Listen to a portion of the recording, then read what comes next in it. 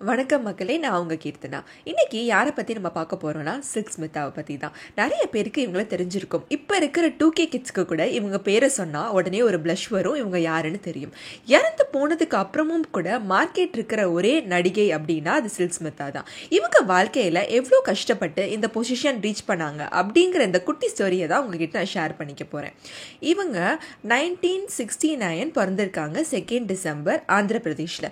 இவங்க என்னதான் ஆந்திர பிரதேஷில் பிறந்தாலும் இவங்களோட பூர்வீகம் கரூர் தான். வறுமையோட காரணத்தினால இவங்களால படிப்பை தொடர முடியல.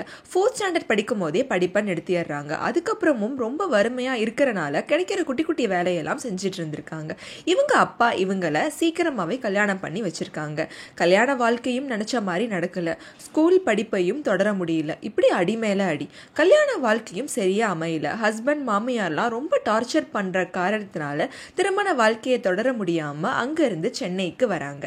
நம்ம வந்தாரை வாழ வைக்கும் சென்னை இருக்கிறப்போ நம்மளுக்கு எதுக்கு பயம்? அதே மாதிரி தான் சென்னையை நம்பி இவங்க வராங்க. அதே மாதிரி சென்னை இவங்களை வாழவும் வச்சிருக்கு.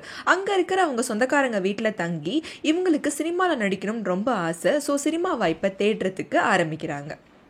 இவங்களுக்கு நல்ல ஒரு நடிகை ஆகணும், பெரிய நடிகை ஆகணும், நல்ல நல்ல கதாபாத்திரங்கள்லாம் எடுத்து பண்ணணும் இவங்களுக்கு ரொம்ப ஆசை. ஆனால் இவங்களுக்கு நினச்சது ஒன்று, நடந்தது ஒன்று. ஆனால் நினச்ச மாதிரி சினிமாக்குள்ளே என்டர் ஆகிட்டாங்க. ஆனால் ஒரு பெரிய நடிகை ஆகணும், நல்ல நல்ல ரோல் பண்ணணும் அப்படிங்கிறது தவற விட்டுட்டாங்க. ஆனாலும் இவங்களோட முயற்சியை அவங்க விடவே இல்லை. என்னால் முடியும் அப்படிங்கிறத காமிச்சாங்க. இவங்களுக்கு முதல்ல வண்டி சக்கரம் அப்படிங்கிற ஒரு படத்தில் சாராயம் விற்கிற ஒரு பெண் வேடம் கிடச்சிச்சு. ஆனால் அதை இவங்க இந்த வேடமா நம்மள நடிக்கக்கூடாது அப்படின்னு இல்லாமல் அந்த வேடத்தையும் ஒத்துக்கிட்டு ரொம்ப சிறப்பான முறையில் நடிச்சிருக்காங்க. வினு சக்கரவர்த்தி அப்படிங்கிறவர் தான் இவங்களை அறிமுகப்படுத்தியிருக்காங்க.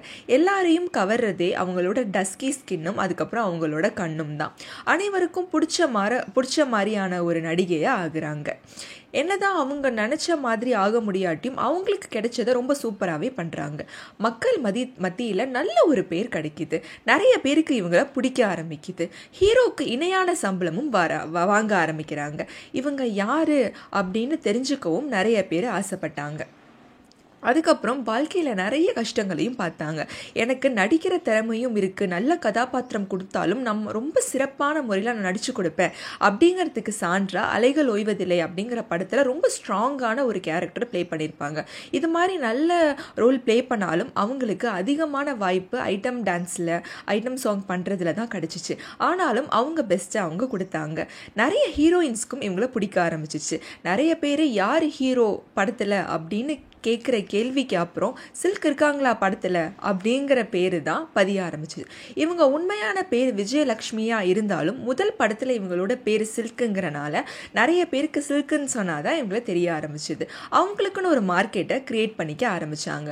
இவங்களுக்கு வாழ்க்கையில் பல கஷ்டம் இருந்தாலும் தொடர்ந்து முன்னேறிக்கிட்டே இருந்தாங்க. கிட்டத்தட்ட 450 படங்களுக்கு மேலே தமிழ், தெலுங்கு, மலையாளம், கன்னடம், ஹிந்தின்னு நடிச்சிட்டு இருந்தாங்க. கிட்டத்தட்ட 450+ ஃபிலிம்ஸ் நடிச்சிருக்காங்க. 17 வருஷமாக அவங்க சினிமா துறையில் சாதிச்சும் இருக்காங்க. 1996 அவங்க சென்னையில் இருக்கிற ஒரு அப்பார்ட்மெண்ட்டில் தூக்கிட்டு தற்கொலை பண்ணிக்கிட்டதா ஒரு விஷயம். இவங்களோட டெத்தில் இன்னமும் மர்மம் இருந்துக்கிட்டே தான் இருக்குது. எது உண்மையான காரணம்னு தெரியல. ஆனால் வெளியில் கேட்குறப்போ இவங்க மன அழுத்தத்தினாலையும் மன இறுக்கத்தினாலையும் காதல் தோல்வியினாலையும் ஒரு படம் தயாரிக்கணும்னு நினச்சி அதில் நிறைய லாஸ் ஆனதுனாலையும் இந்த மாதிரி முடிவு எடுத்துக்கிட்டாங்கன்னு வெளியில் பேசப்படுது. ஆனால் இவங்களோட டெத் இன்னும் ஒரு மர்மமாகவே தான் இருக்குது. இதுக்கான சரியான விடை இன்னமும் கண்டுபிடிக்க முடியல. இவங்க எதனால் அந்த மாதிரி முடிவெடுத்தாங்கன்னு தெரியல. இவங்க ரொம்ப ஒரு ஸ்ட்ராங்கான லேடி. படிப்பு இல்லாட்டியும் குடும்ப கஷ்டத்துலேயும் திருமண வாழ்க்கை சரியாக இல்லாட்டியும் நம்ம திரைத்துறையில் சாதிச்சு ஆகணும் அப்படின்னு சொல்லிட்டு வெளியே புறப்பட்டு குறுகிய வயசுலேயே இந்த அளவுக்கு சாதிச்சு காமிச்சிருக்காங்க. அவங்க 35 வயசு இருக்கிறப்போ 1996 23rd செப்டம்பர் இறந்து போகிறாங்க. ஆனால் இப்போவும் 2K கிட்ஸ்க்கு கூட சில்க்குங்கிற பேர் சொன்னால் கண்டிப்பாக இவங்களை தெரிஞ்சிருக்கு. அந்த அளவுக்கு இவங்க பேரும் புகழும் சம்பாதிச்சிருக்காங்க. இவங்க என்னதான் அவார்டு வாங்காட்டியுமே இவங்களோட ரியல் லைஃப் ஸ்டோரியான டர்ட்டி பிக்சர் அப்படிங்கிறத எடுத்திருக்காங்க. அதில் அந்த படத்துக்கு இவங்களுக்கு நிறைய அவார்ட் கிடச்சிருக்கு. Filmfare award, national film award, Zee cine award, அப்புறம் ஸ்க்ரீன் அவார்ட்னு இப்படி எக்கச்சக்கமான அவார்ட்.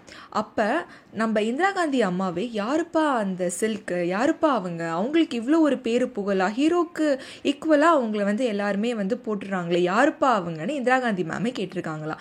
இதுதான் இவங்க வாழ்க்கையில் இவங்களுக்கு கிடைச்ச மிகப்பெரிய அவார்டுன்னு நான் நினைக்கிறேன். இவங்க வாழ்க்கையில் எப்படி கஷ்டப்பட்டு தன்னம்பிக்கையினால் குறுகிய வயசு வாழ்ந்தாலும் இவ்வளோ ஷைன் பண்ணாங்க அப்படிங்கிறத உங்ககிட்ட ஷேர் பண்ணிக்கிட்டதில் எனக்கு ரொம்ப சந்தோஷம். நெக்ஸ்ட் வீடியோவில் வேறு ஒரு இன்ட்ரெஸ்டிங்கான பர்சனை பற்றி உங்ககிட்ட நான் ஷேர்